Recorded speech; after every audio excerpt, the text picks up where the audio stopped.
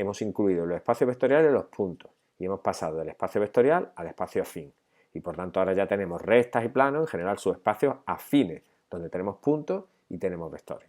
Todavía nos falta un pequeño detalle, que no es pequeño ni muchísimo menos, para poder resolver los problemas realmente interesantes en los espacios afines, que es la posibilidad de medir ángulos y por tanto de hablar de perpendicularidad. Sabéis que la perpendicularidad es algo que nos rodea en todas las construcciones, en todos los diseños. Entonces, ¿cómo incluimos, cómo introducimos el concepto de perpendicularidad? Con el producto escalar. Yo sé que vosotros habéis oído hablar del producto escalar en física, que habéis oído hablar en bachillerato en matemáticas, y nosotros vamos a utilizar ese producto escalar que vosotros conocéis de matemática y de física, que es el mismo, que nosotros le llamaremos el producto escalar usual. Pero solamente os pongo esto porque parte del objetivo de esta asignatura es que veáis que lo que estamos tratando son casos particulares de algo mucho más general, muchísimo más potente. Un producto escalar es una forma bilineal, simétrica y definida positiva. Lo de forma, la palabra forma, viene de que es una función que coge dos vectores y te devuelve un escalar. Es lineal porque se parece, como veis, a las aplicaciones lineales, lo que pasa es que tienen dos variables, entonces son lineales en la primera variable y en la segunda. Es bilineal, es simétrica. ¿Qué significa que sea simétrica? Simétrica es que es conmutativa, es decir, que el producto escalar de dos vectores me da el mismo resultado, lo haga en el orden en que lo haga. Hemos hablado ya de que es una forma bilineal, simétrica y ahora definida positiva. ¿Qué significa definida positiva? Algo fundamental para definir el concepto de módulo de un vector que lo sacamos a partir del producto escalar.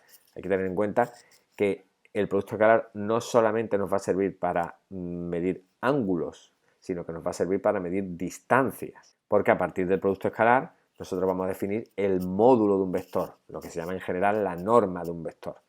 Y para definir el módulo de un vector, si os acordáis, es la raíz cuadrada del producto escalar del vector por sí mismo. Y también sabéis que para poder hacer una raíz cuadrada, el producto escalar de un vector por sí mismo nunca puede ser negativo. Entonces, reuniendo todo, el producto escalar es una forma, porque coge dos vectores y me devuelve un escalar, es bilineal porque es lineal en las dos variables, es simétrica porque es conmutativa y es definida positiva porque el producto escalar de un vector por sí mismo siempre es positivo y además solamente vale cero cuando ese vector es el vector nulo. Y un espacio vectorial en el que añadimos el producto escalar es un espacio euclídeo. Y si al espacio vectorial le añadimos los puntos, pues tenemos un espacio afín euclídeo, que es donde nosotros vamos a trabajar en lo que queda del curso ya. Importante resaltar, de nuevo, que la necesidad del producto escalar es para poder, por un lado, medir ángulos y por tanto poder hablar de perpendicularidad, de ortogonalidad, como le vamos a llamar, y por otro lado, para poder medir distancias. Fijaros que nosotros en los espacios afines no podemos medir distancias todavía. Necesitamos el producto escalar porque el producto escalar trae con él el concepto de módulo, de norma de un vector y por tanto de distancia entre dos puntos. Esta transparencia, la intención que tiene es, primero, presentaros el producto escalar usual, que este lo conocéis, que es el que hacemos habitualmente. Si yo tengo las coordenadas de dos vectores, lo que yo hago para hacer el producto escalar es multiplico primera por primera, segunda por segunda, tercera por tercera, etcétera, y las sumo todas, ¿vale? Es el que hacéis en física y es el que habéis hecho en matemáticas en el bachillerato. Pero simplemente contaros lo que he dicho antes, que estamos con la punta del iceberg. Es el producto escalar usual en los espacios vectoriales usuales que usamos nosotros, que son R2, R3, R elevado a n en general. Pero que esto se puede generalizar. Si acordáis al principio del tema de los espacios vectoriales, hablamos de que existe vida más allá de R2 y de R3, que hay otros espacios vectoriales muy raros para vosotros. Por ejemplo, el conjunto de los polinomios, en este caso de los polinomios de grado menor o igual que n. Esos polinomios se puede hacer un producto escalar entre ellos, que además fijaros que recuerda mucho al producto escalar usual, porque multiplicamos término independiente con término independiente, más coeficiente de x por coeficiente de x, más coeficiente de x cuadrado por coeficiente de x cuadrado, etc. Se parece muchísimo al producto escalar usual porque en el fondo es el mismo. Pero más allá todavía, en el ejemplo 3, podéis ver un espacio vectorial más raro todavía para vosotros, que usaréis en el futuro, además no en un futuro muy lejano. En la asignatura de ampliación de cálculo veréis las series de Fourier y en la serie de Fourier se utiliza espacios vectoriales donde los vectores son funciones y además se utiliza un producto escalar que es este, que es la integral del producto de las dos funciones. No vamos a entrar en esto, solamente deciros que todos estos ejemplos cumplen la definición de producto escalar que hemos visto antes. ¿Para qué nos sirve el producto escalar? Yo creo que ya lo hemos adelantado, pero aquí está dicho de nuevo.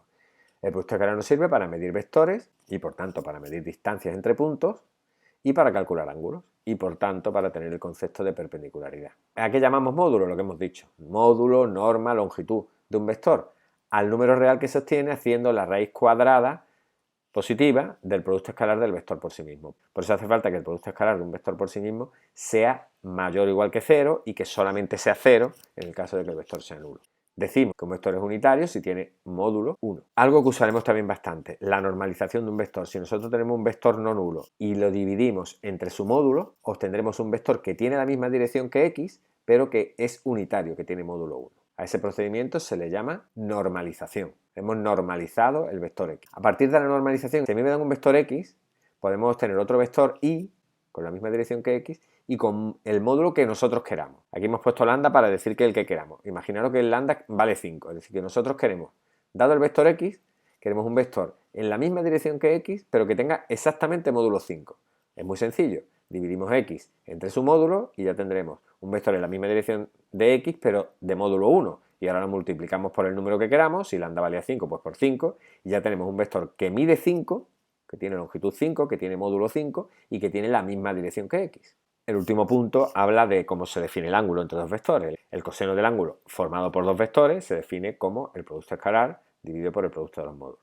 Detrás de esta definición hay un concepto de orientación en el que nosotros no vamos a entrar porque vosotros sabéis que existen en una vuelta en 360 grados existen dos ángulos que tienen el mismo coseno. Nosotros nos vamos a entrar en eso. Más adelante, en la asignatura de análisis vectorial y estadístico en el segundo cuatrimestre os hablarán algo de orientación. A partir de la definición de producto escalar, es decir, cuando ya tenemos un espacio vectorial euclídeo, podemos introducir el concepto de ortogonalidad y ortonormalidad. Decimos que dos vectores no nulos son ortogonales si su producto escalar es 0. Se dice que un conjunto de vectores es un conjunto ortogonal si todos los vectores que forman ese conjunto son ortogonales entre sí tomados de dos en dos. Y un conjunto se dice que es ortonormal si es ortogonal y además sus vectores son unitarios, es decir, sus vectores además tienen módulo 1. Desde el punto de vista geométrico, la ortogonalidad de dos vectores, si dos vectores son ortogonales, significa que su producto escalar es 0 y eso significa, si los vectores son no nulos los dos, que el coseno del ángulo que forman es 0 y por tanto que el ángulo que forman es de 90 grados, es decir, que los vectores son perpendiculares. Teorema importante, todo conjunto de vectores ortogonal es linealmente independiente. Si lo pensáis, totalmente intuitivo. Si yo tengo dos vectores que forman ese conjunto y son ortogonales entre sí esos dos vectores, significa que no son linealmente dependientes, porque para ser linealmente dependientes tendrían que tener la misma dirección y no la tienen, porque son perpendiculares. Yo puedo tener un conjunto de vectores linealmente independiente, pero que los vectores no sean ortogonales.